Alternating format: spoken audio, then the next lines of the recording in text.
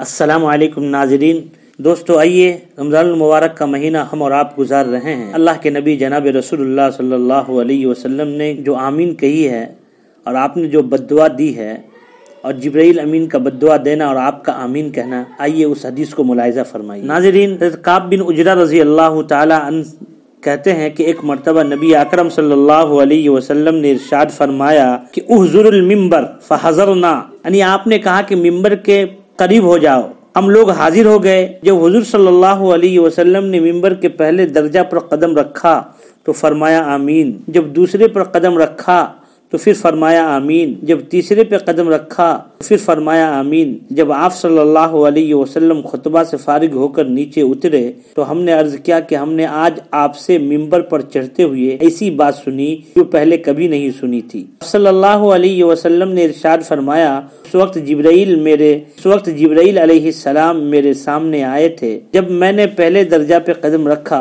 انہوں نے کہا کہ ہلاک ہو وہ شخص جس نے رمضان المبارک کا مہینہ پایا بھی اس کی مغفرت نہ ہوئی۔ میں نے کہا آمین۔ جب میں نے دوسرے درجہ پہ چڑھا انہوں نے کہا ہلاک ہو وہ شخص جس کے سامنے آپ صلی اللہ علیہ وسلم کا ذکر مبارک ہو اور درود نہ بھیجے۔ میں نے کہا آمین۔ میں جب تیسرے درجہ پہ چڑھا تو انہوں نے کہا ہلاک ہو وہ شخص جس کے سامنے اس کے والدین میں سے ایک بڑھاپے کو پاوے اس کو جنت میں داخل نہ کرائے۔ میں نے کہا آمین۔ اس حدیث شریف میں جبرائیل علیہ السلام نے 3 بددعائیں دی ہیں۔ حضور اقدس صلی اللہ علیہ وسلم نے ان تینوں پر آمین فرمائی۔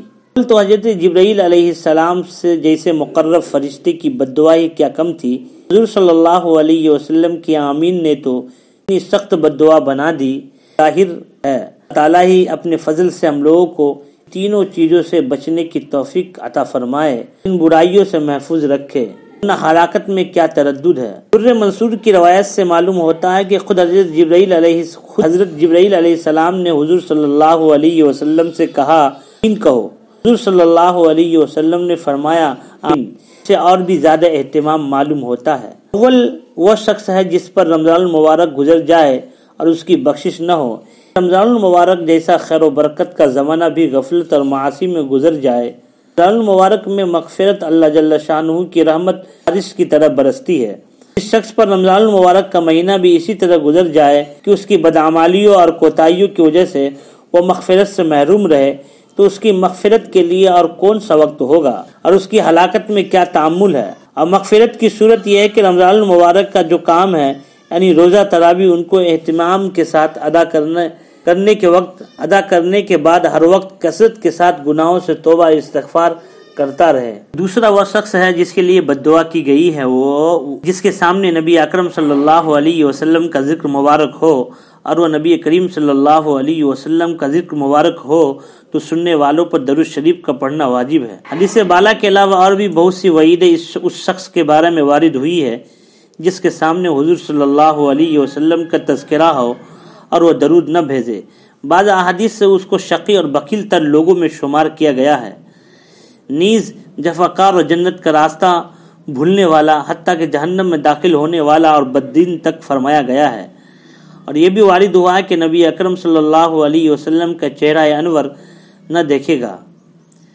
تیسرا وہ شخص ہے جس کے بوڑھے والدین میں سے دونوں یا ایک موجود ہو اور ان کی اس قدر خدمت نہ کرے کہ جس کی وجہ سے جنت کا مستحق ہو جائے۔ والدین کے حقوق کو بھی بہت سی احادیث میں تاکید آئی ہے۔ علماء نے ان کے حقوق میں لکھا ہے کہ مباح امور میں ان کی اطاعت ضروری ہے۔ نیز یہ بھی لکھا ہے کہ ان کی بے ادبی نہ کرے، تکبر سے پیش نہ آئے اگرچہ وہ مشرک ہو، اپنی آواز کو ان کی آواز سے اونچی نہ کرے، ان کا نام لے کر نہ پکارے، کسی کام میں ان سے پیش قدمی نہ کرے، امر بالمعروف اور نہی عن المنکر میں نرمی کرے، اگر قبول نہ کرے تو سلوک کرتا رہے اور ہدایت کی دعا کرتا رہے، غرض ہر بات میں ان کا بہت احترام ملحوظ رکھے۔ ایک روایت میں آیا کہ جنت کے دروازوں میں سے بہترین دروازہ باپ ہے، تیرا جی چاہے تو اس کی حفاظت کر یا اس کو ضائع کر دے۔ ایک صحابی نے حضور سے دریافت کیا کہ والدین کا کیا حق ہے؟ آپ نے فرمایا کہ وہ تیری جنت ہے یا جہنم۔